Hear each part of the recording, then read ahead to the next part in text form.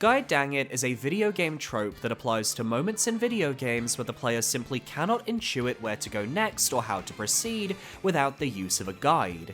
You'll often find these instances in puzzle games, or their originators, point-and-click adventure titles. But what about the Soulsborne series? It's not just enemies and bosses that people find difficult about FromSoft's flagship franchises.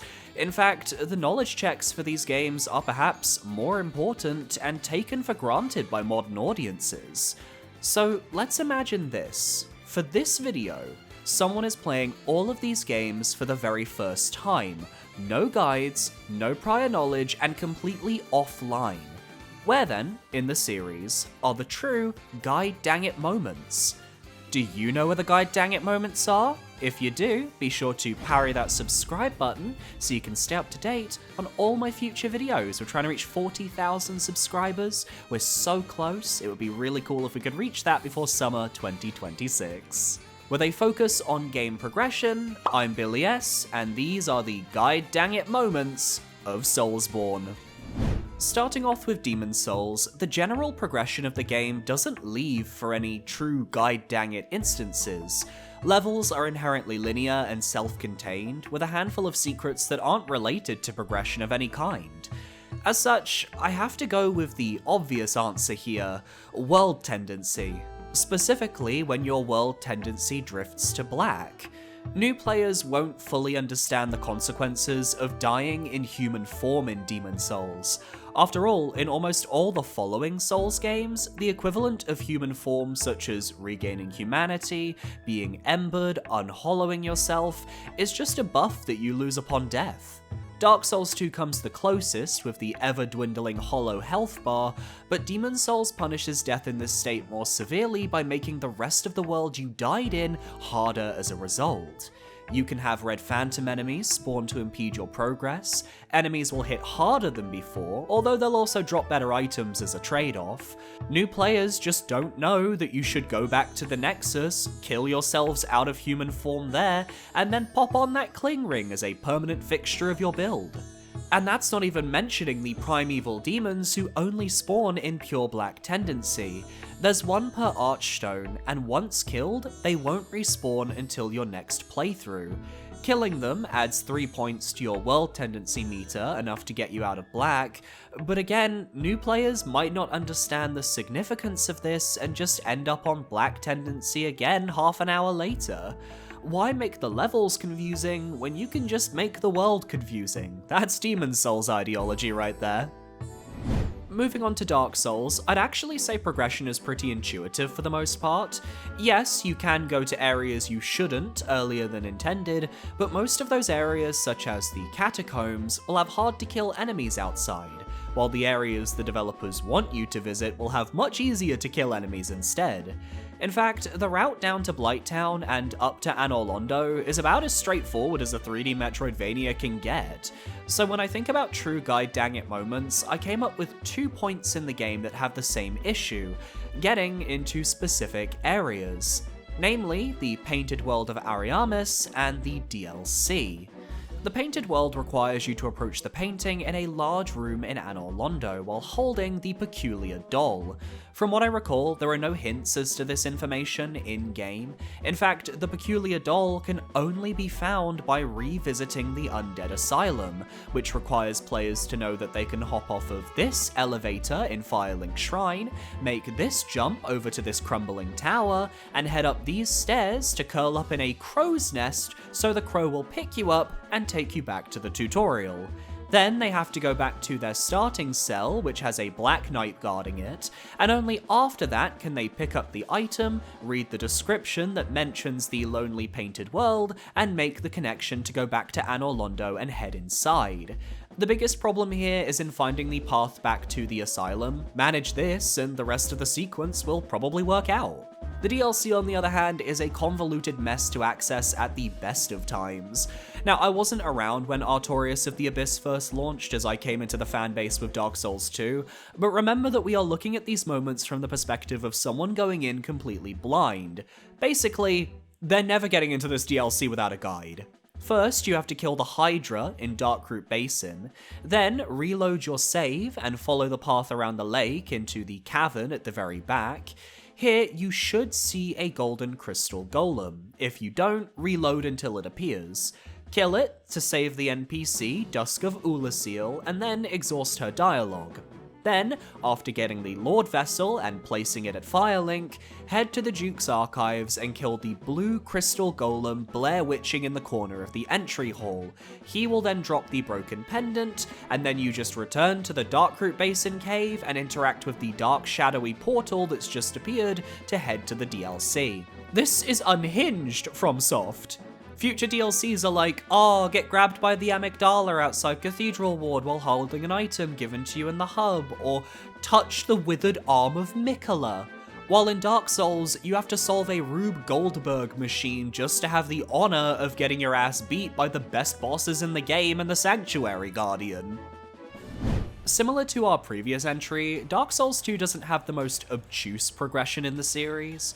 From Majula, making your way across the land of Drangleic is incredibly linear, with even the most secretive questlines being fairly telegraphed.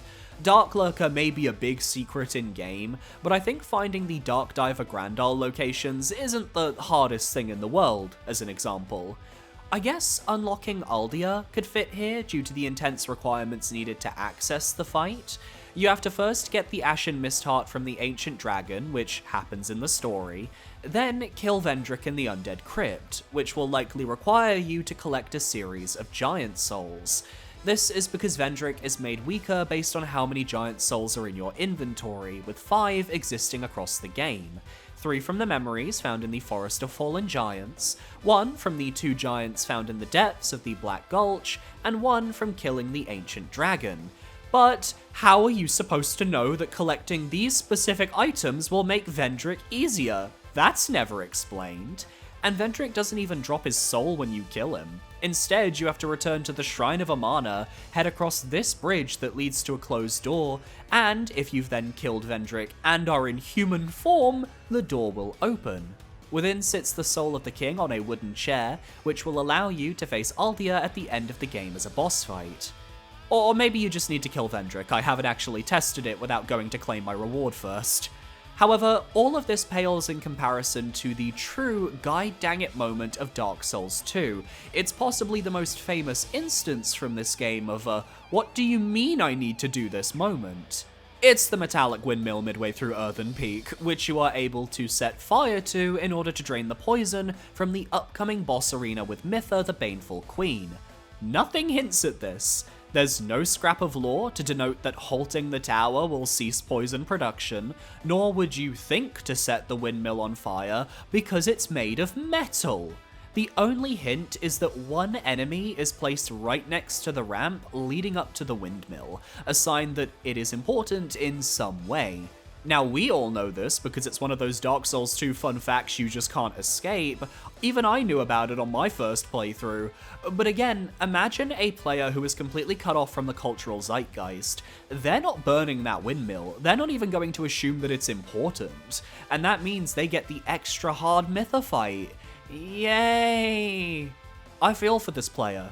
Because that's my boyfriend, goddammit.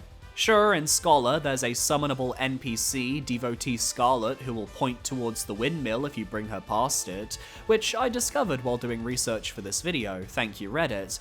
But that NPC was not present in the original Dark Souls 2 that I played way back when. So I'm glad to see that FromSoft saw the guy dang it and made some effort to fix it for future players.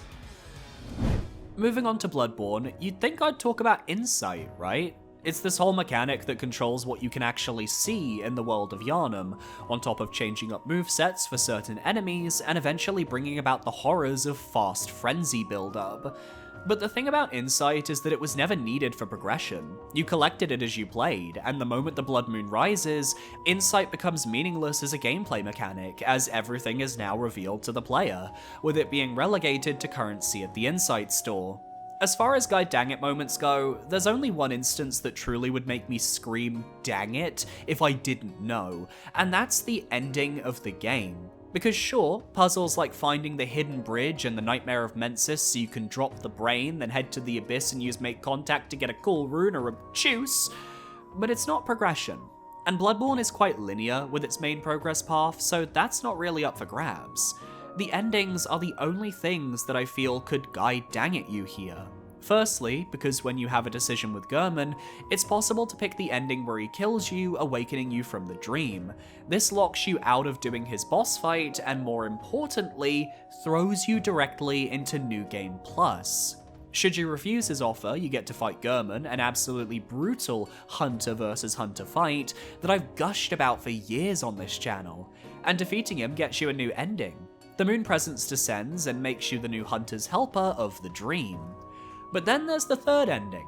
There are a handful of notes throughout the game that vaguely hint at how to achieve this, where you are able to fight the Moon Presence and ascend into becoming a Great One yourself. To do this, you must find 3 of the 3/3 umbilical cord items within the game and eat them. The problem being, there are 4 of them, with 2 being in static locations, while the others are potentially missable. You always get 1 for killing Murgo's wet nurse, which is a required fight, and you always get 1 for finding the abandoned hunter's workshop in Cathedral Ward.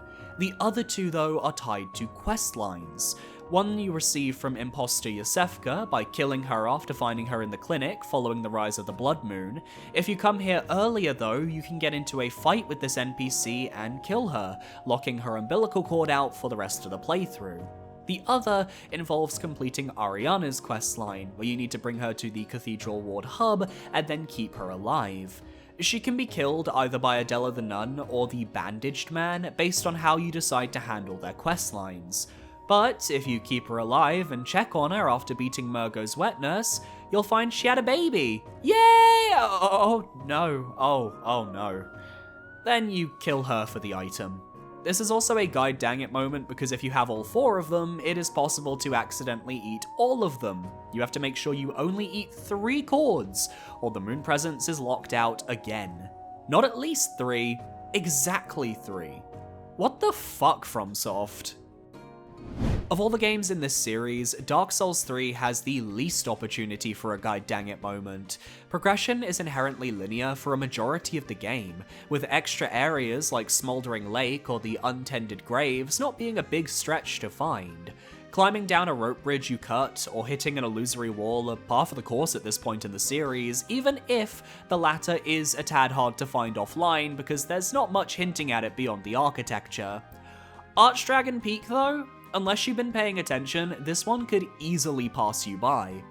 Defeating Osiros, the Consumed King, grants you access to a secret room where you can learn the Path of the Dragon gesture, followed by the Untended Graves' illusory wall. This gesture seemingly has no effect, unless you are extremely observant. Earlier in the game, in Irithyll Dungeon, you can unlock a shortcut to the lowest floor of the area. This shortcut requires you to walk outside and past a series of figures who are doing the exact same gesture that you just learned. And if you look out into the distance, you can see a mountaintop temple. Put the pieces together, flip it around, wicked witch. No, you have to do the Path of the Dragon gesture here and wait a few moments, which will teleport you to Archdragon Peak.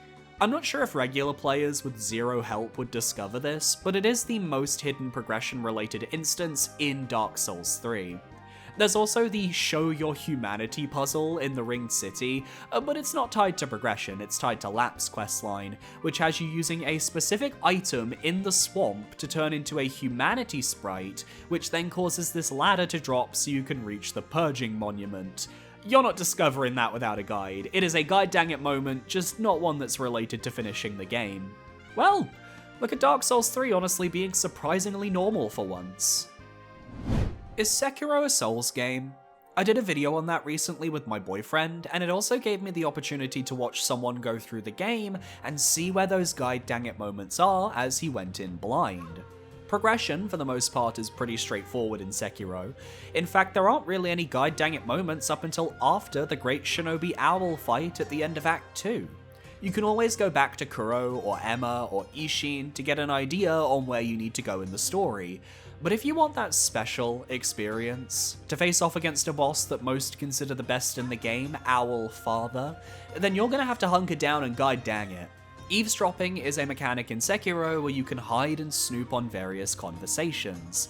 This is fine when you're out in the field and listening to enemy guards or soldiers, but when you need to listen to your allies to get just the right information at just the right time in order to get Emma to give you a special charm, it is a nightmare.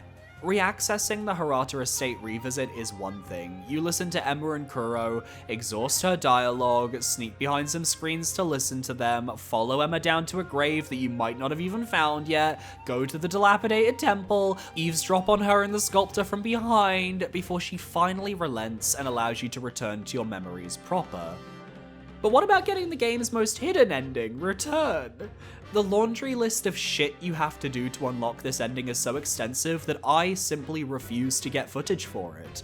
From begging for rice from the child of the rejuvenating waters, to finding a hidden holy chapter that provides information on a secret ritual which can be in 2 different places depending on the world state, to needing to collect 2 forms of serpent viscera that can only be gained by doing optional events with the serpents, more eavesdropping, sharing rice balls with Kuro, you need a persimmon, and even if you follow a guide to the letter, you might still mess something up somehow, or the child just refuses to give you more rice.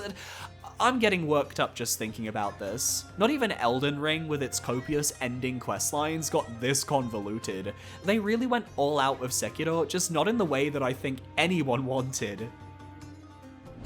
And lastly, Elden Ring. We're just looking at base game plus DLC here, as Night Rain is a multiplayer title and doesn't really have any god dang it moments. Plus, its inherent multiplayer nature means you learn about the game as you play alongside other players. Elden Ring, meanwhile, is pretty good at keeping you on progression paths, and with forward momentum to boot. The obvious answer to any Elden Ring guide dang it could involve any of the base game character questlines. Players have talked extensively about how difficult it was to follow them, as it was never obvious where characters would move to on the map. Stuff like Brother Corrin and Goldmask's questline, which is required for the Age of Order ending, comes to mind here. Or how about the Frenzied Flame ending, where you have to find an illusory wall in the boss arena of the subterranean shunning grounds, do a series of parkour challenges, and then strip naked in order to unlock the door leading to the 3 fingers. However, this questline has Shabriri, who appears as an NPC at the start of the mountaintops, who heavily hints at where to go by mentioning Deep Under Lane Dell, while Hieta's questline will see her eventually take up shop outside the Three Fingers Madness store, where she hints that you need to take off your clothes. In the end, I actually decided that the base game of Elden Ring is pretty fair, not a lot of god dang it potential, but the DLC? There's one instance midway through the adventures in the Lands of Shadow that can really confuse a player, and that is the breaking of Miquella's Great Rune. This is a scripted event that happens when you approach the Shadow Keep. A crackling sound echoes across the land, and Miquella's Great Rune shatters, losing all of its power. There's no warning that this will happen, but it completely changes the world state for all the NPCs in the DLC. It causes characters' questlines to progress, and for many of them, this sudden freedom of thought makes them desperate for answers or purpose.